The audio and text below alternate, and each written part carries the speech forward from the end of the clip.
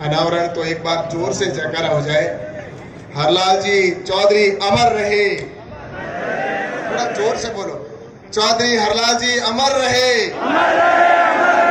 चौधरी हरलाल जी अमर रहे। धन्यवाद। आज इस भव्य कार्यक्रम में हमारे बीच में विराजमान है हमारे इस पश्चिमी राजस्थान के नेता, जिन्होंने वर्षों वर्षों तक इस क्षेत्र की सेवा की, पूर्व में मंत्री और आज के कार्यक्रम की अध्यक्षता कर रहे आदरणीय श्री हेमाराम जी चौधरी साहब, और साथ ही मंच पर विराजमान है अतिथि के रूप में हमारे बीच में कर्नल सोनाराम जी, पूर्व सांसद और पूर्व में मंत्री और वर्तमान विधायक आदरणीय हरीश जी।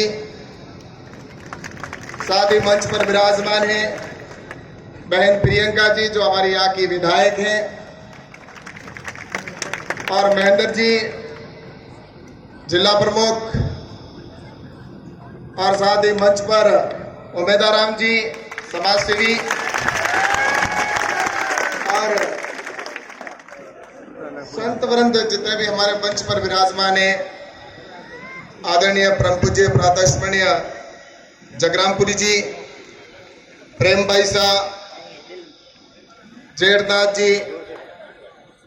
और सभी उपस्थित मंच पर सभी हमारे बैठे हुए जनप्रतिनिधिगण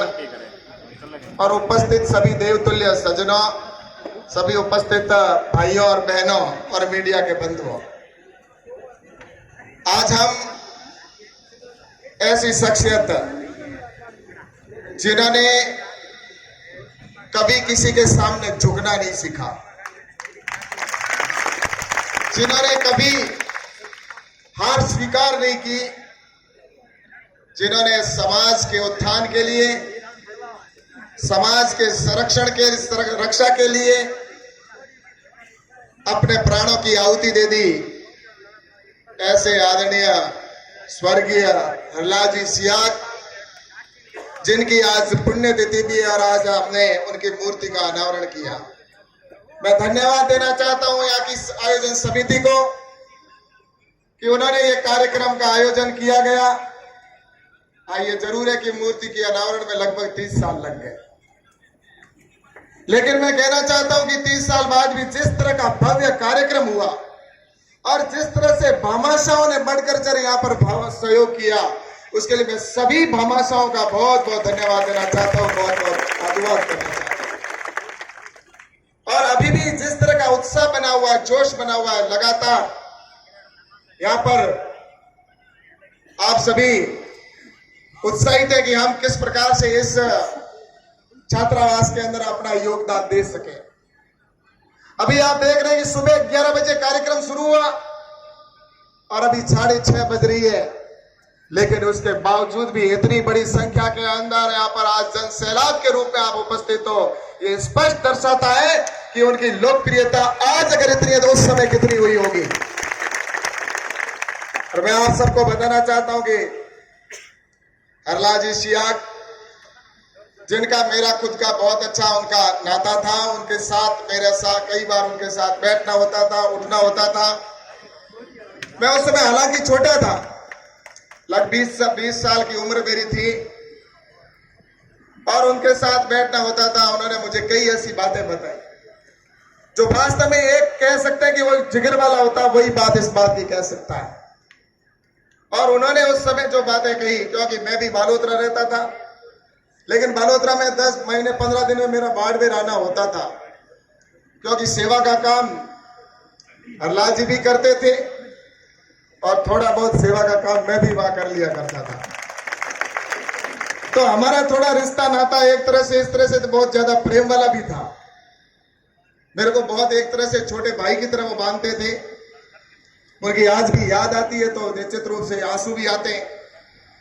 क्योंकि मैं आप सबसे कहना चाहता हूं कि उनको मैंने जब बात होती थी, मैंने कई बार कहा, उन्होंने भी कहा कैलाश कभी किसी के सामने झुकना मत। ये मैंने निश्चित उस दिन जब मैं छोटा था उसी समय उन्होंने मुझे बता दिया था। और जैसा कि डर गए समझो मर गए, ये बात उन्होंने उस समय कही। और फिर एक दिन कई लोग बैठे थे, स्थान था जो अभी वाटर वर्क्स है और जो कॉलेज के पास में जो टंकी है उसके सामने एक छोटी सी होटल हुआ करती थी बाकी, और उस जगह पर बैठे थे। और कई उस समय यहां पर वीरान सा था, कोई ज्यादा कुछ लोग भी नहीं रहते थे, बस स्टैंड भी नहीं था वहां पर। अभी जहां पर वो बस स्टैंड बना हुआ उसके आगे एक छोटी सी होटल होती थी, उसके आगे बैठे थे। कई लोगों ने कहा कि भाई साहब आपकी जान को खतरा है, आप यो खुले कैसे बैठे हो, आपको नहीं बैठना चाहिए। तो मुझे अच्छे से याद है उन्होंने कहा कि उनकी औकात नहीं है कि वो मेरे सामने आकर हमला कर सके। और वही हुआ। कुछ ही दिन बाद में जब ये घटना सुनने को मिली, बस स्टैंड के ऊपर जो पुराना बस स्टैंड है वहां पर वो बुकिंग के अंदर बैठे थे और उन बुजदिलों ने सामने से वार नहीं किया, उन्होंने पीछे से आकर जो वहां पर कैबिन में बैठे थे उसकी जो जाली थी उस जाली के अंदर से पिस्टल चलाकर और उनको पीछे से धोखे से मारने का काम किया था। ऐसे बुजदिल वो लोग थे। और मैं आज निश्चित रूप से ये कह सकता हूं उन लोगों को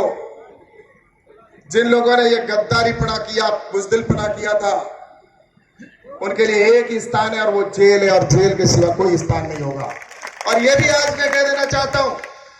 कि उनके साथ अगर कोई भी साथ उस समय दिया या अभी भी किसी ने देने का प्रयास किया तो उसका अंजाम उसको बहुत भुगतना पड़ेगा, और उसके लिए उनको आगे क्या होगा वो देखना पड़ेगा। चाहे वो कितना भी रसूखदार हो, चाहे वो कितना भी प्रभावशाली हो, उसके लिए जेल के सिवा कोई स्थान नहीं होगा। और मैं आप सबसे निवेदन करना चाहता हूं कि हरलाल जी ने जिस तरह से उस समय जो काम किए थे, चाहे वो उन्होंने खेल के माध्यम से नाम किया हो, चाहे उन्होंने युवाओं को प्रेरित करने का काम किया हो, चाहे उन्होंने लड़कों उस समय के छात्रों को जिस तरह से पढ़ने के लिए प्रेरित किया हो, और उसी काम को आगे बढ़ाने का काम जो हमारी समिति कर रही है और जो पहले जिन्होंने प्रारंभ किया था, उन सभी को मैं निश्चित रूप से कहना चाहता हूं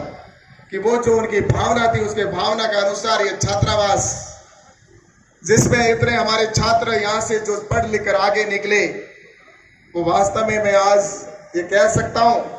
कि उन्होंने जिस तरह से उनका सपना था वो सपना पूरा करने का संस्थान के सभी सदस्यों ने किया। इसके लिए मैं आपको उनको सबको बहुत बहुत धन्यवाद देना चाहता हूं। और मैं निश्चित रूप से यह भी बात कहना चाहता हूं कि सबसे बड़ा दान अगर कोई आज या भामाशाह ने भी किया, वास्तव में पैसा देने वाला बड़ा भामाशाह होता है, दान देने वाला निश्चित रूप से दानदाता कहलाया जाता है। और कई लोग आंखों का दान करते हैं, कई लोग हो सकता है रक्त का दान भी करते हैं,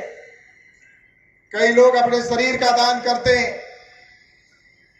लेकिन मैं आपसे यह भी कहना चाहता हूं कि सबसे बड़ा दान अगर कोई है तो वो समय दान है, जो इन्होंने अपना समय, जीवन का अमूल्य समय वो यहाँ पर संस्था के रूप में देने का काम कर रहे हैं। उनको भी मैं बहुत बहुत धन्यवाद देना चाहता हूं, क्योंकि जीवन में जिसके समय चला गया वो कभी वापस नहीं आना है, जो सेवा के लिए कर रहे हैं, चाहे वो इस संस्था में हो चाहे किसी भी संस्था में हो। आज आप देख रहे हैं हमारे स्वर्गीय रामदान जी की संस्था, जिस तरह से वहां पर हमारा छात्रावास चल रहा है, आदरणीय गंगाराम जी ने जिस तरह से संस्था को शुरू किया, और उस प्रकार से उनके वहां पर भी जिस तरह से काम हो रहा है, वो सारों का एक ही उद्देश्य है कि आने वाले कल में हमारी पीढ़ी को हम किस तरह से आगे बढ़ा सकते हैं। सबका एक ही उद्देश्य है कि हमारी पीढ़ी आने वाले समय में अपने देश का नाम रोशन करे, हमारे क्षेत्र का नाम रोशन करे, हमारे समाज का नाम रोशन करे। और मैं आप सबसे कहना चाहता हूं कि हम सबको गर्व होता है, मुझे गर्व है कि मैंने मेरे परिवार के अंदर मैंने जन्म लिया, और मुझे गर्व है कि उसके बाद मैंने जाट समाज के अंदर मैंने जन्म लिया,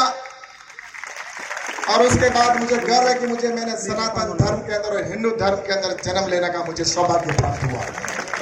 और उससे भी बड़ा हिंदुस्तान के अंदर जन्म लेने का सौभाग्य प्राप्त हुआ। मैं निश्चित रूप से अपने आप को सौभाग्यशाली समझता हूं कि मैंने ऐसी देवभूमि के ऊपर जन्म लिया जिसके अंदर 33 कोटि देवता वास करते हैं।